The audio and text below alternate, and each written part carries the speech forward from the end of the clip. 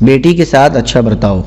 نبی کریم صلی اللہ علیہ وسلم نے فرمایا، جس مسلمان کی 2 بچیاں ہوں اور وہ جب تک ان کے پاس رہیں ان کے ساتھ اچھا برتاؤ کرے تو وہ اسے ضرور جنت میں داخلے کا مستحق بنا دیں گی۔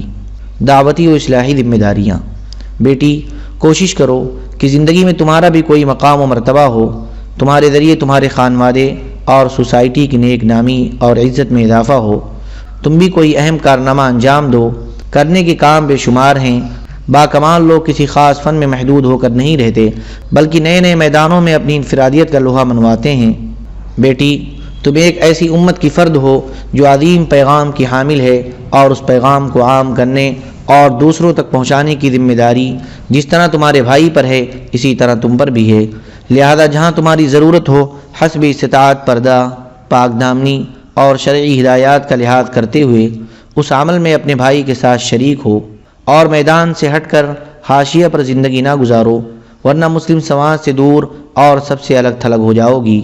بیٹی، عصری تعلیم اور اس کے لوازمات کا دائرہ بے انتہا وسیع ہے۔ تم کو بہت زیادہ عصری تعلیم کی ضرورت نہیں، بس تھوڑا کافی ہے۔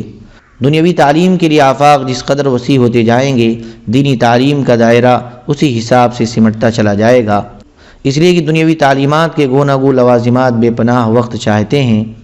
ادھر وقت جب زیادہ صرف ہوگا تو دوسری طرف اللہ کے حقوق کی ادائیگی میں کوتاہی ضرور ہوگی۔ لہذا اعلیٰ تعلیم حاصل کر کے پیسوں کے کمانے کی فکر میں نہ لگو، تھوڑا حلال رزق جو مل رہا ہے اسی پر دل سے خوش رہو، اور اپنے اوقات کو علمی، دعوتی، اصلاحی اور تربیتی کاموں میں زیادہ سے زیادہ صرف کرو۔ ان کاموں کے کرنے کی بے انتہا ضرورت ہے، لیکن ایسی عورتیں جو ان کاموں کو انجام دے سکیں آج نایاب نہیں تو کامیاب ضرور ہیں۔ بیٹی، عورتیں اپنے پرس میں زینت اور میک اپ کے سامان اور اسی طرح کی دوسری چیزیں رکھتی ہیں۔ تم اپنے پرس میں قرآن پاک رکھو، ذکر و اذکار اور دعوت کے کام میں معاون چھوٹے چھوٹے کتابچے رکھو، اس سے تم کو اپنی اصلاحی اور دعوتی مہم میں مدد ملے گی۔ بیٹی، نیکی کرنے اور خیر کے کاموں میں حصہ لینے کا جذبہ نہ تو ہر جگہ پایا جاتا ہے اور نہ ہر وقت پایا جاتا ہے، لہذا کوئی بھی کام کرنے سے پہلے موضوع جگہ، مناسب وقت اور مناسب کار خیر کا انتخاب ضروری ہے۔ ایسا کرنے سے تھوڑے وقت میں زیادہ کام ہوتا ہے اور آدمی فضول مشقتوں سے بچ جاتا ہے۔ خیر کے کام بے شمار ہیں، تم جس وقت جو کام بہتر سمجھو اسے اختیار کرو۔ مریضوں کی عیادت کرو، غریبوں اور ناداروں کو کھانا کھلانے میں حصہ لو، کسی رفاہی کام میں تعاون کرو، علم دین سکھاؤ، دین کی دعوت دو، کسی کو کوئی تحفہ پیش کرو، راہ خدا میں صدقہ خیرات کرو، دینی کتابیں لوگوں میں تقسیم کرو، کسی مصیبت زدہ پریشان حال کی غمخواری اور دلجوئی کرو، کسی تقریب کی نگرانی سپرد ہو جائے تو خلاف شرع امور پر روک ٹوک کرو، کسی اچھے کام کی سرپرستی کی ذمہ داری لے لو، کہیں بیان کا موقع ہو تو بیان کرو، وغیرہ وغیرہ۔ بیٹی، حصول علم سے تمہارا مقصد یہ ہرگز نہ ہو کہ تم کو اس کے ذریعے نوکری یا ملازمت حاصل کرنی ہے، یہ تو ان لوگوں کا شیوہ ہے جو دنیا دار ہیں اور بس دنیاوی مفاد ہی ان کے پیش نظر ہے۔ تمہارا علم حاصل کرنا محض اس لیے ہونا چاہیے کہ تم ایک سچی ایمان والی بندی بنو، بھلائی کے کاموں کے لیے سرگرم اور متحرک رہو، تم اچھی تربیت دے سکو، لوگوں کو دین سکھا سکو، ان کو دین کی دعوت دے سکو، ان پر اچھے اثرات چھوڑ سکو، اور گمراہی کے علمبردار اسلام کے چراغوں کو گل کرنے اور عورت کو اس کے اصلی مشن اور ذمہ داریوں سے دور کرنے کے لیے جو ان تک کوششیں صرف کر رہے ہیں، ان کوششوں کو ناکام بنانے میں تم کوئی قابل ذکر اور مؤثر کردار ادا کر سکو۔ بیٹی، مسلمان عورتوں کے ذریعے بہت سے لوگوں کو اسلام اور ہدایت کی توفیق ملی اور اب بھی مل رہی ہے۔ خاص طور پر نو مسلم عورتیں لوگوں کے اسلام لانے کا ذریعہ بن رہی ہیں۔ ان عورتوں نے اسلام کے بارے میں ایسی خوبصورت، پیاری اور قیمتی باتیں کہی ہیں جو دل میں اترتی چلی جاتی ہیں اور دل اسلام کے حوالے سے مطمئن ہوتا چلا جاتا ہے۔ انہی عورتوں میں سے ایک نے پردے کے بارے میں کیسی خوبصورت بات کہی۔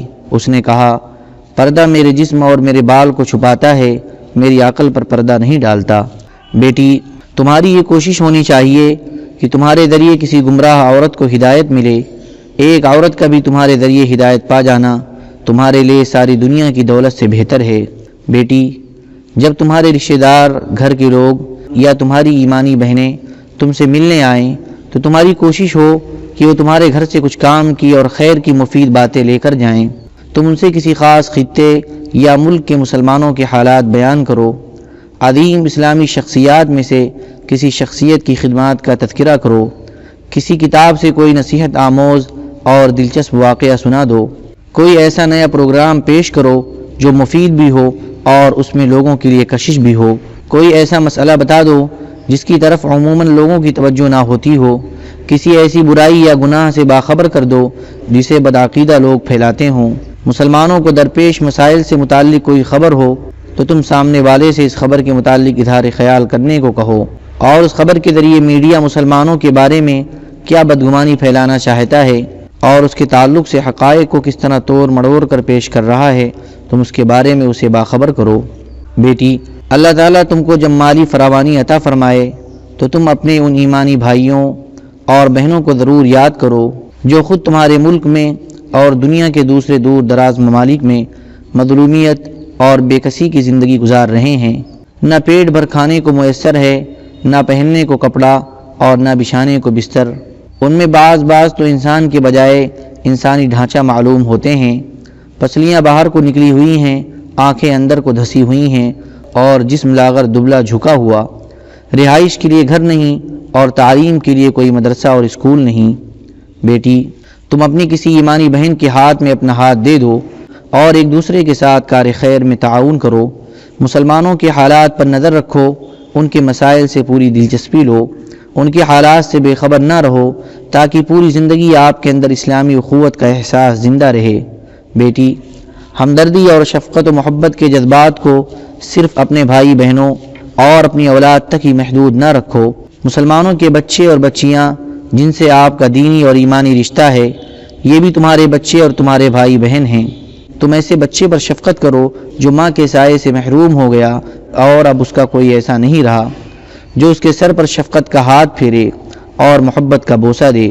اس یتیم سے پیار کرو جو معصومیت کے ساتھ دوسرے بچوں کے ساتھ کھیلتا ہے اور بیچارہ نہیں جانتا کہ باپ کا پیار کیا ہوتا ہے اور باپ کے سینے اور پاؤں سے لپٹنے کی لذت کیسی ہوتی ہے۔ اس مجبور اور بے بس پر رحم کرو جو آنکھوں کی بینائی سے یا چلنے پھرنے کی طاقت سے محروم ہے، چارپائی پر پڑا اس بات کے انتظار میں رہتا ہے کہ کوئی اس کی طرف محبت اور کرم کا ہاتھ پھیلائے۔ اللہ تعالی ہم سب کو اپنی بچیوں کی تربیت کرنے کی توفیق عطا فرمائے اور ان کو دونوں جہان میں کامیاب فرمائے۔